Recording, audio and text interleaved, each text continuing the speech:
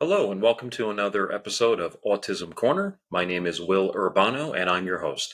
If you're joining us for the very first time, I just wanted to tell you a little bit about Autism Corner. This channel is designed to be a resource of free information and to point you to resources online that can help you as the parent of a child with special needs. In particular, this channel focuses on families who have a child on the spectrum, that being the autism spectrum, but you will probably find a lot of crossover application to other special needs as well. Um, this channel will always remain a free resource. This channel will never profit from providing these free resources to you as a parent of a child on the spectrum. This channel will never be monetized. This channel will never accept any type of Patreon or have a paywall, and will never take advertisers either. Again, this is designed to be entirely gratis and just to benefit the autism community as a whole to the greatest extent that I can. So today, for today's topic, we're going to be talking about some of the challenges and maybe some strategies that can help you as a parent of a child if you want to actually go out as a family and go out to eat, go to a restaurant. There's that as if you're a parent of a child on the spectrum and if you've ever taken your child to a restaurant, regardless of that child's age, you can find it to be a bit challenging, as I'm sure all of you know. It's challenging enough with a child that is not neurodivergent. They get anxious, they get a little antsy, but with a child on the spectrum, there are some other built-in challenges for you to have to find a way to navigate. And fortunately, there seem to be really good resources and bits of information online that I think could help you as a parent of a child on the spectrum if you're planning on going out to eat. So one of the resources that I found, it's at a site called Marcus.org. It's spelled RCUS.org. And it talks about specifically going out to eat with a child on the spectrum. And what I think you'll find in the article is that there's a lot of attention that's given to reducing the amount of stimuli that the child is exposed to during your time out to eat. So one of the strategies that is recommended by Marcus.org is that rather than sitting at a table, like you might see at most restaurants, to the extent that they have a booth, or to the extent you can find a restaurant that has booths in it, you might want to try to sit at a booth. The theory behind that is that there is just a little bit less distraction and stimuli for the child, and that can contribute to a better experience having the child out to eat at a restaurant. They also recommend that you try to sit as far from the bathroom area as possible. And although they don't really get into a discussion as to why, I assume that means that there will be less people walking back and forth near your table for those who are using the restroom and then obviously returning. That's something to consider.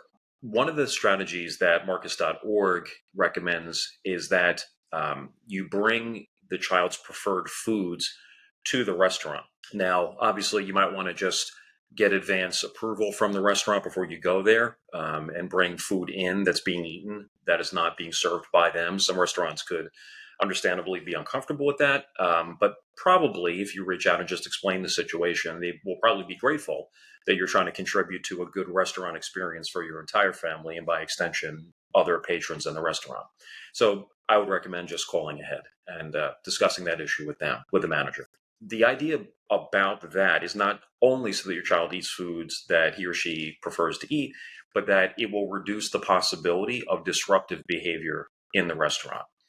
So again, anything you can do to contribute to there being a less disruptive behavior will make for a better experience for you, for your child, and other people in the restaurant. Another recommendation that is made is that you want to kind of move the process through smoothly from the time you arrive at the restaurant to the time that you leave.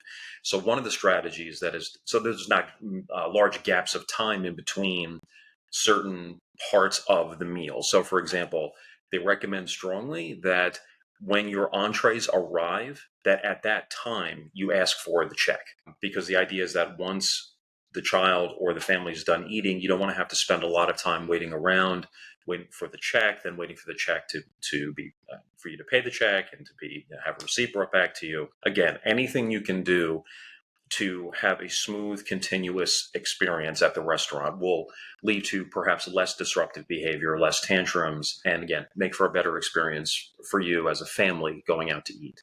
Not surprisingly, autismspeaks.org also has some resources on this very specific topic. And a couple of the recommendations that Autism Speaks makes include, for example, trying to find out in advance if the environment, the restaurant environment that you intend to go to, if it will have an overstimulating set of stimuli that could negatively affect your child's behavior.